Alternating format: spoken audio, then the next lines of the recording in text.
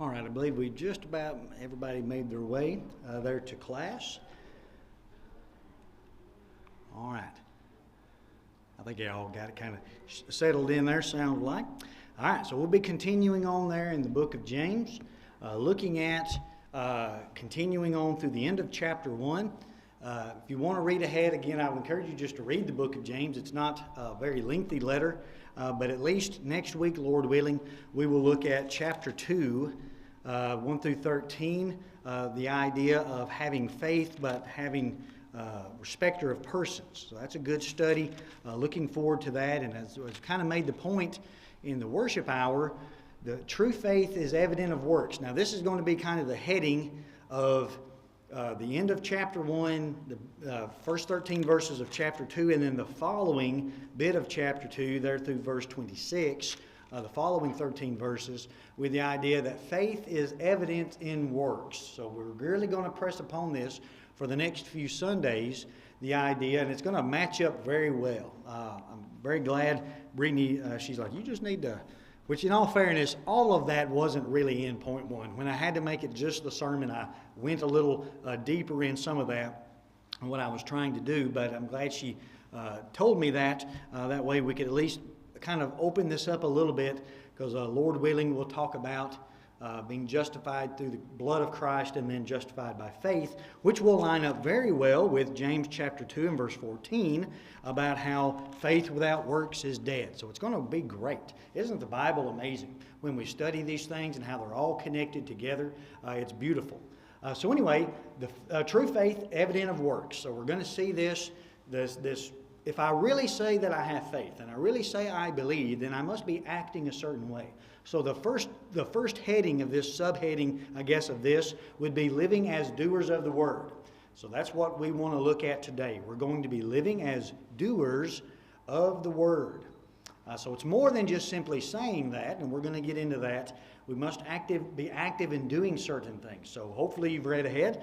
If you have any questions, maybe raise your hand. I know I don't give a whole lot of time in between, but if you'll raise your hand, I'll pause and try to answer a question maybe as we go through this, or you can see me after services.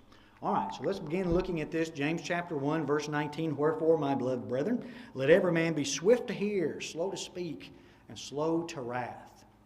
Now, the beginning of this wherefore, your translations may have different words, and it's kind of important when we look at this in a sense. It's not, I don't think it's anything script or like eternal salvation issue, but sometimes it does help us to study, when we study the Bible, to understand. Your translations may say, therefore, it may say something along the lines of, you know, or now know, you now know, or know this. I think maybe the ESV was know this.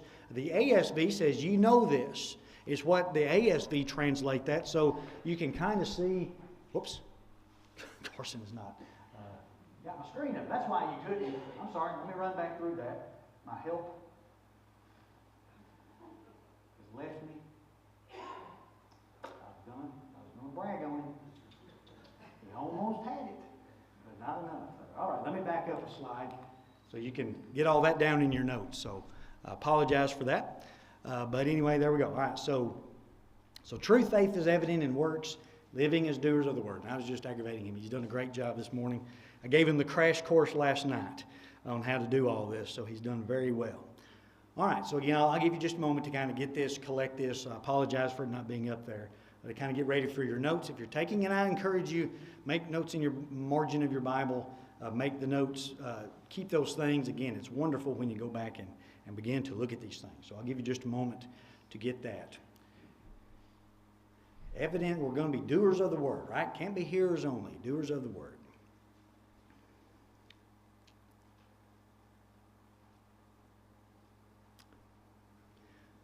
All right, so I'll show you the slide here in just a moment. Begin this wherefore. So what it's going to do is I'll say this while you're getting all that down. It's important to, as we go through the Bible, because we must remember that the chapters and the verse divisions aren't inspired. We were talking a little bit about that this morning in class about the inspiration of the Bible.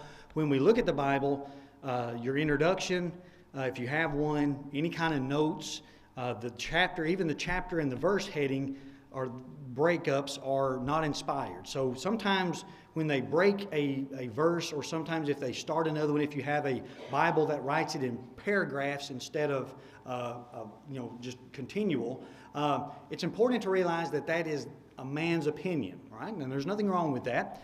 We all have our opinions about those things, but we study and grow and we learn and we look at different examples. But the chapter and verse references are just easy for us. Again, like we were going through Romans and all that. Could you imagine having a scroll and having it just letters after letter, no break, and trying to find that? That would be quite difficult. So what we have is the chapter and verse divisions. So I say that to say you may have a dividing paragraph or dividing section here, and it may start there again, or even that little symbol, like through my Bible program has got that little symbol starting this point. But again, verse 19, that's what we're looking at there. But the wherefore. So again, the ASV says, ye know this. This is something that you know. You can know, essentially, is what the Greek, when you look at the Greek language there, you can know. So this helps in the sense that we kind of connect this back to the preceding 18 verses. So what did we talk about last week? The idea of our faith being tested. We're drawn away by temptations, by our own lust, but it's God who gives us good gifts in verse 17, and it's God of his own will begat he us, again, just like we talked about in Romans, by the grace of God, by his own will, he begat he us with the word of truth, that we should be a kind of first fruits of his creatures. So the fact that we have been born again, the fact that we're Christians, and again, this is the letter, and again, these things that are occurring are written to Christians. Keep that in mind as we go through James. But he says, because of all this, you know this. Because you know this, you know this.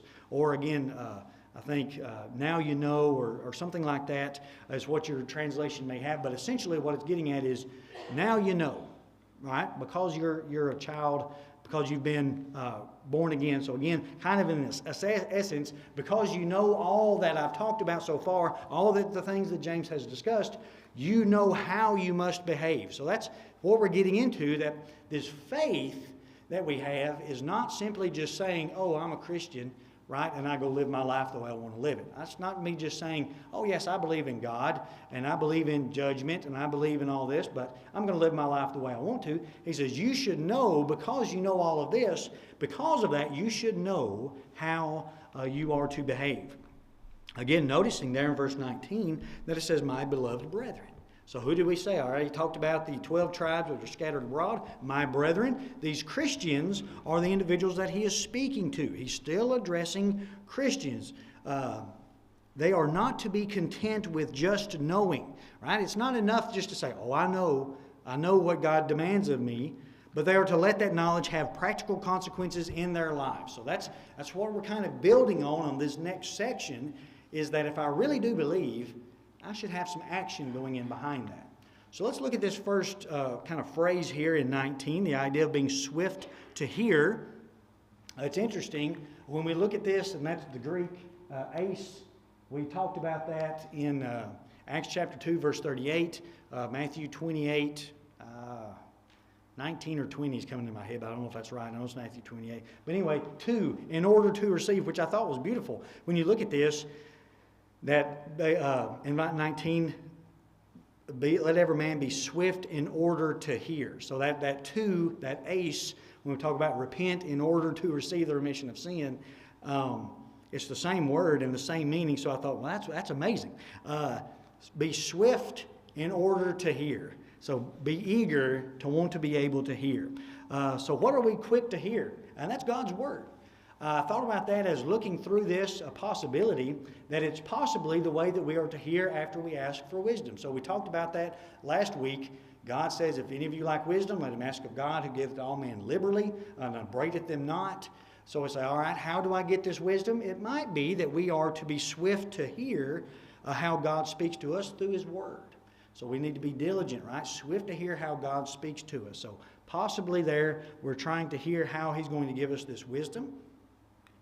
But anyway, they should be, again, it kind of notices the idea, if you don't, if you say, well, I don't know if that's referring to the Bible, Ben, okay. It might be that they are should be willing to listen to the opinions of others in any discussion. So we talked about that a little bit in class this morning as well. I think it's good to hear both sides. I think you would, again, it's when like reading a commentary. You don't just read Kaufman back here or the Gospel Advocate and say, I'm just going to read what Brother Guy N. Woods believes, and that's fine. And Brother Guy N. Woods is very smart in the Bible. But we don't need to just read one man's opinion, because again, the commentaries aren't inspired.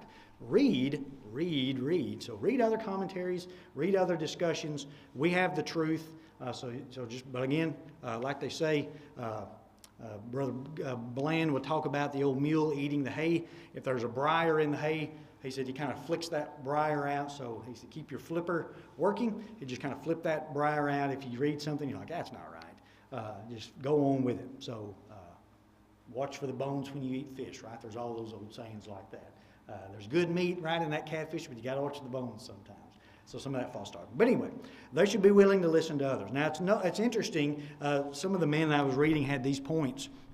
It says, men have 2 ears, but 1 tongue, and we talk to our boys about that all the time. So they should hear more than they speak. But another one, this was good. The ears are always open, ever ready to receive instruction. But the tongue is surrounded with a double row of teeth to hedge it in and to keep it within proper bounds. So I thought that was pretty good. There's a buddy I went to school with, he talks about that it's locked up in an ivory cage in a watertight seal, the tongue. But your ears are always open, so we should always be swift to hear.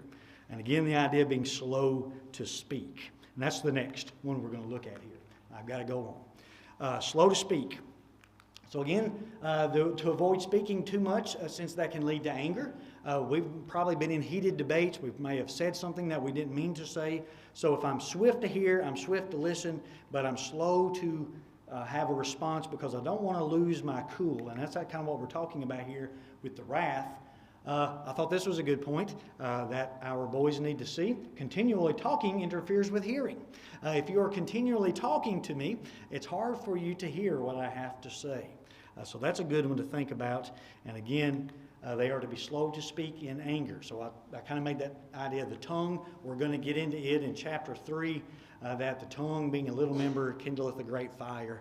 So we got to be careful with our tongue. But we want to be swift to hear, slow to speak, and slow to wrath. I'll give you a minute to get all that. So slow to speak, again. Listen, and it's great, right? You've probably met men and women like that who sit and listen, and they don't say a whole lot. But, buddy, when they do say something, right, you better listen when they say it because they're taking all that in and processing all that. And I think that's a very high sign of maturity. So could it be, why do I need to be slow and speak? It could be any of that, right? I've got to be careful with my tongue. And that's kind of what we're going to get into here in just a moment. And it might be that we're careful not to boast too much as well. All right, slow to wrath. So again, the wrath is the sense of temperament, anger, indignation, again, a strong displeasure. So emotional. This is kind of what we're looking at. This is emotional aspect, wrath. It's like I've got a short fuse. I blow my lid. I've got a short fuse, and that's what we've tried to tell the boys. If they talk to their grandmother, my mother, I used to have a very short fuse. You wouldn't think it now, looking at me. I have a very long fuse now, but a lot of belts across my backside helped solve that problem. And I got a longer fuse because of it. But the idea there, someone that snaps quickly, right? Again, that's one of the qualifications for the elders. He should not do that. He should not be a man that blows up, as we might say here in Tennessee.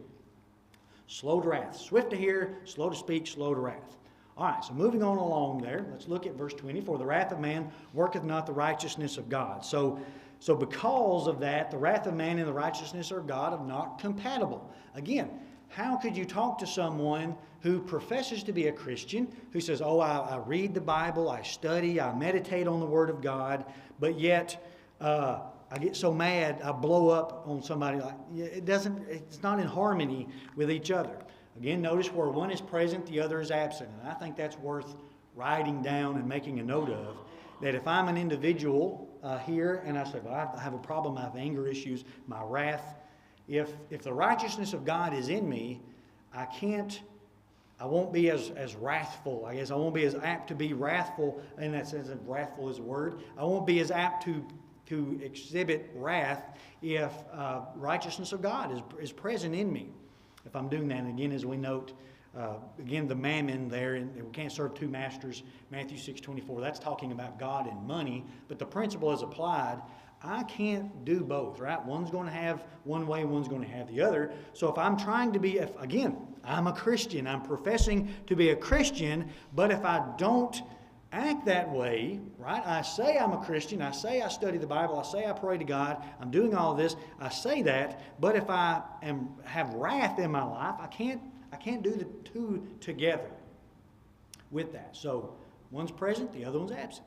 So again, it's more, and that's hard. That's hard for some people to have that type of self-control to say, all right, I'm a Christian, but through my faith, right, I know I can't just read it, we're going to see here in just a moment, in the Bible, and I can't put it into practice.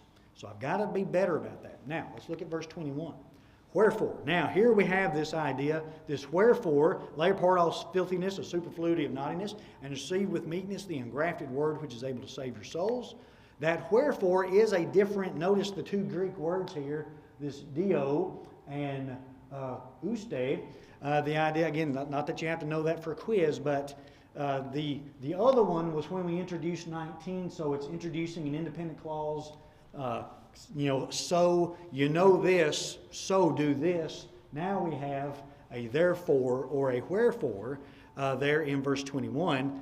Because of all this, because you know all of this, for this reason, that you can't have the wrath of God or the wrath of man and the righteousness of God the same place, now, because of this, you need to lay apart. So this idea of laying apart, this all superfluity of naughtiness, this idea is literally to take off. It's much like when you read the Greek or listen to the Greek and the scholars that are talking about that, it means to take off, just like you would take off your jacket or your clothes. So he's saying, because you know this, right? Because you know every good and every perfect gift comes down from the Father of lights, whom no variance, a shadow of turning. Even because you know all that, because you know you're his first fruits, you've been born again, and because you know that you can't have the righteousness of God in you and have wrath, put all this stuff away. Right? Because of all this, put all of this away. Again, it has a lot of the meaning. Again, that aorist tense implies putting it off in a single act. You just have to say, all right, I'm done with it. Lay apart. Take it off. Get rid of all of this stuff. In the sense, why? Because you know all this. Therefore, wherefore, you know all these things. Take it off. Take all of this impurity that we're going to see here. Take all of this off. Again, the idea of all filthiness. Again, moral defilement or corruption, of vulgarity, all of these things. I've got to take all of this stuff off of me. And again, it's a very disturbing picture of the way sin is painted. So again, all filthiness is this moral defilement, corruption. I've got to remove all of this vulgarity. I've got to remove all of these things from my life. But not only that, superfluity. So this superfluity is a surplus, an abundance. Maybe your translation has something similar to that, or beyond a regular or expected amount, and then surplus or abundance. This overabundance, this overflowing, your filthiness and your overflowing, notice, of naughtiness, and this naughtiness is wickedness, basement, or depravity. And again, interesting, or this vice. He says, all right, you know how you need to act as a Christian, right? Because you know all these things, you're the Christian. You need to be doing better. So get rid of all of this. Lay apart. Set aside. Take off this filthiness, this immorality, and the overflowing of wickedness. He's talking to Christians. Now, just remember this. He's talking to Christians. So what we see here again, Brother Bob Winton made the comment that this is awful that it is awful in sense in the price that had to be paid for its removal. All of these things, again, the death of Christ, and I thought that was beautiful in context with what we were talking about this morning in the worshiping hour, the idea that God loved me enough, I'm justified by His grace. He didn't have to do that, but He was willing to send His Son that all of this could be removed from me. I really got to hurry. Okay. Yeah, we're not, okay. Receive with meekness. We got to go. So again, the idea of receiving with meekness, this engrafted word, is the idea of submitting, being humble, submitting to God. Again, the characteristic of a strong man who is willing to be submissive. So when we talk about a man who shows wrath, who shows anger, who loses his cool, this man is not a strong man. That's what Carson and I, we had to have a discussion the other night. I'm not trying to throw him under the bus through all this. It just happens to be an illustration I feel like we could use.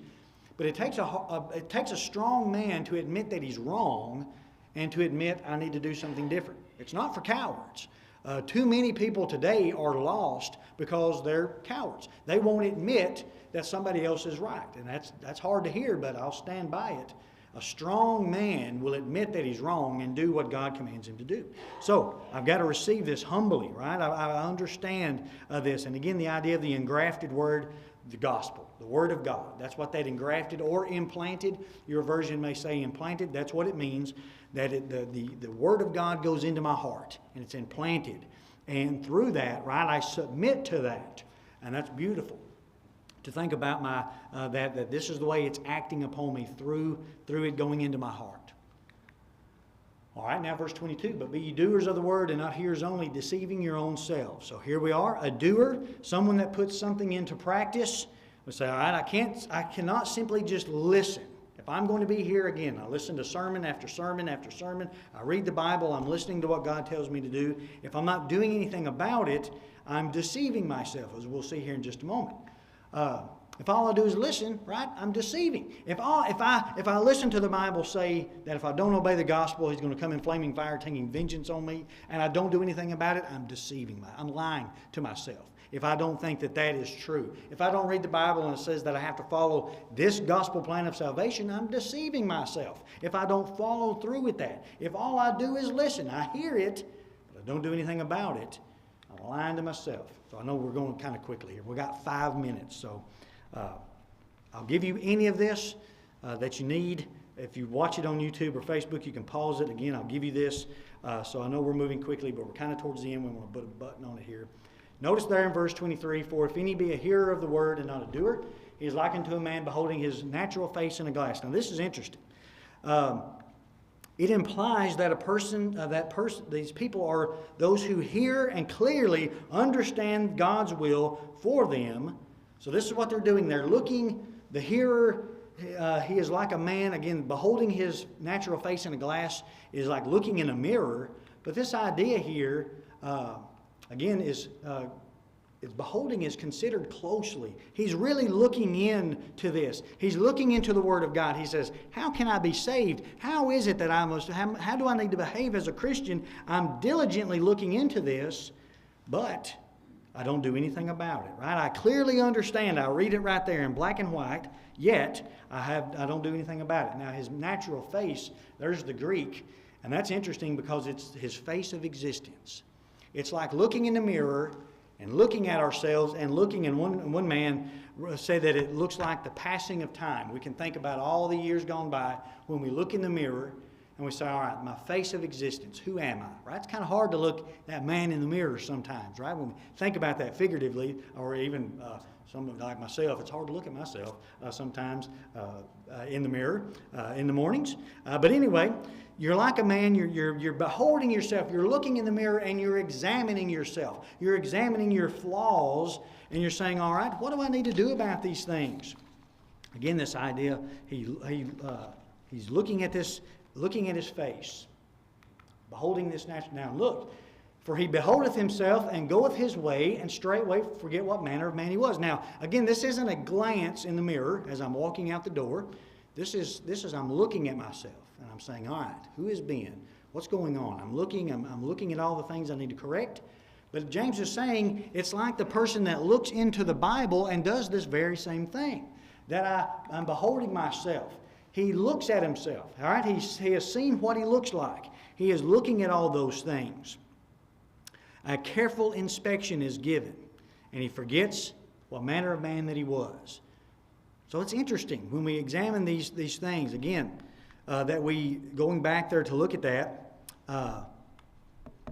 I'm beholding myself again in a natural glass. It's like I'm looking at myself in the mirror, and I'm examining myself, but I go my way, and I just forget everything about it. It's just like the man or the woman that comes to church services, and they sit in the pew, they read the Bible, they examine themselves and think, I need to obey the gospel. I need to quit doing this sin. I need to do better, but then goes out the doors and forgets everything they've heard. That's what James is saying, that we don't need to be doing that.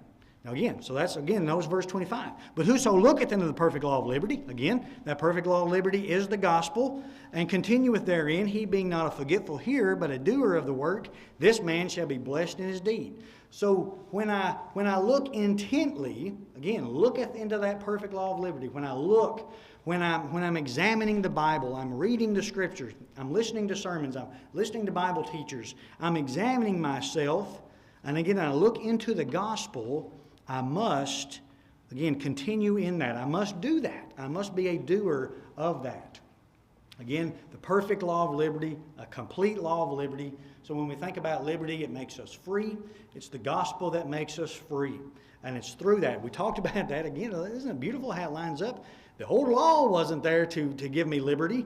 And again, when you read Romans, that's what Paul is talking about. The law brought about sin. It pointed sin out. The gospel gives me liberty. The gospel sets me free, justified, justify, had never sinned. So we see that. I got to continue in that.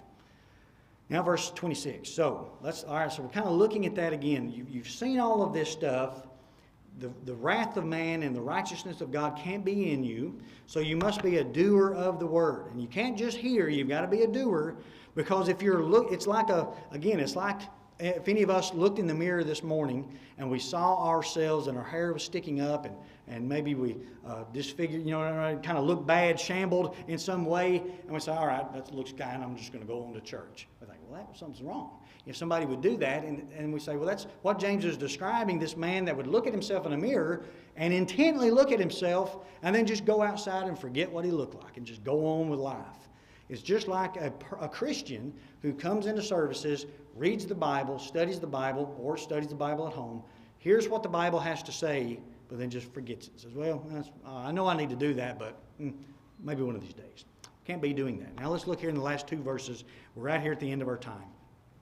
So let's look at this idea of seeming to be religion. If any man among you seem to be religious, and bridleth not his tongue, but deceiveth his own heart, this man's religion is vain. So if this man claims to be religious, he seems to be religious, he's saying that, right? He's saying it, but he's not doing anything about it. This word refers to one's opinion of himself based merely on appearance. He says, oh yeah, I'm a good Christian, right? He claims to be religious, or he seems to be this way. But notice the idea that he bridleth not his tongue. So he doesn't keep his mouth in check. He's not got a tight rein on his tongue with this idea. He is not religious. He's deceiving himself. So notice this. He deceives his own heart. He lies to himself. If I am not a doer of the word, I'm just a hearer, and I can't even keep my mouth in check, again, going back, swift to hear, slow to speak, slow to wrath. If I can't even keep my mouth in check, well, your religion is vain or worthless. I don't have that on there. So your religion is vain. It means nothing. It's meaningless. It's pointless. That if you simply saying you're a Christian doesn't get it. And I guess that's what James is trying to refer to in this. Simply just saying that, you're professing it, that doesn't do it. You've got to be, your actions show this. Now finally, pure religion and undefiled before God and the Father is this, to visit the fatherless and widows in their affliction and to keep himself unspotted from the world. So this idea, again, some people look at this and say, well, real religion then is visiting the widows and orphans. Real religion then is just doing good. And that's not what James is talking about. Remember, in the context, we were talking about that in class this morning, what's the context of doing this? If any man says that he's religious, he seems to be, he portrays himself as religious, but he can't even control his own mouth. His religion is vain. So what is real religion then? Real religion, pure, genuine religion, again, is this. It's to visit the widows and orphans. So what is he doing? He's acting, right? If I say I'm religious, but I can't even control my mouth, my anger, I'm not religious. It's all for nothing. But if I'm really religious, it's more than just saying that. If I'm really religious, it is that I go to visit the widows or the fatherless and the widows in their affliction. So again, this undefiled, pure and undefiled, it's a genuine idea of religion. It's an untainted view of religion. That's really what it's about. It's about working. It's about doing. It's about doing things. And again, in this situation, someone that visits, again, takes care of someone. This is faith in action. And that's what we're trying to build toward through this. And this is what James is getting, especially through chapter 2, that faith is more than just saying, oh, I'm a Christian, I believe in God. Faith is saying, if you can't even control your mouth, you're not a Christian. If you're really religious, you would be acting and doing these things. You'd be taking care of, look, to come to the help of. It implies visiting for the purpose of caring for needs. Now, that's not all religion. That's what I'm saying. If all I do is take care of widows and orphans, I'm good. No, it's the contrast. You can say it all day long, but if you're not actively doing anything, you're not really religious. Again, notice the idea of these people afflicted, they're suffering, they're in trouble, they're in distress. These are the people that you need to be. Again, your faith makes you do these things. Oh, so again, here we're closing. I went a minute or two over. I apologize for that. So again, widows and orphans, they were the two groups most in need of aid. We talked about that at the beginning of the introduction, that through persecution, if I really say I'm a Christian and that this family has lost their husband and father through persecution, and I say, well, we're going to get into that, when he says, when the person comes to ask for some food, and he says, oh, I hope you're all right, go your way. So we say that's really not real religion. Real religion is helping those individuals. So we want to be active in doing that. So finally, here's it. The first phrase refers to one's conduct, and the second to one's character. So one way I have to conduct myself in this way, and the next way is my character, what people see when nobody's looking in that. So that's pure religion, is not simply saying, well, oh yeah, I'm a Christian, right? We have people throughout the world today, and we're done here. After this slide, that'll be it. But we have people today in the world that will say they're Christians, right? And say, oh, I want to be stronger, I want to be better, I want to do better, but they won't do anything.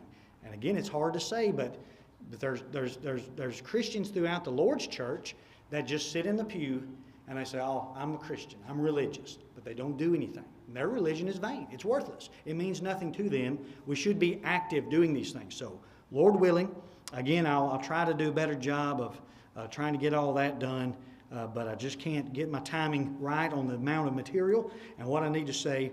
But chapter 2, if you want to go ahead and read, we're beginning to look at, again, not only does faith show that, but faith says that when people come into the worship assembly, you don't treat them any differently. What he's going to talk about in chapter 2 is that if you're doing this, you're not really religious. And then we'll get into, in the end of chapter 2, that if you don't have works, you're dead. Faith is dead. So we're going to kind of build upon that, and hopefully through the sermons, we can kind of help solidify some of that for you. All right, any questions or comments? I've got 5 after. I've really went past the time. All right, so what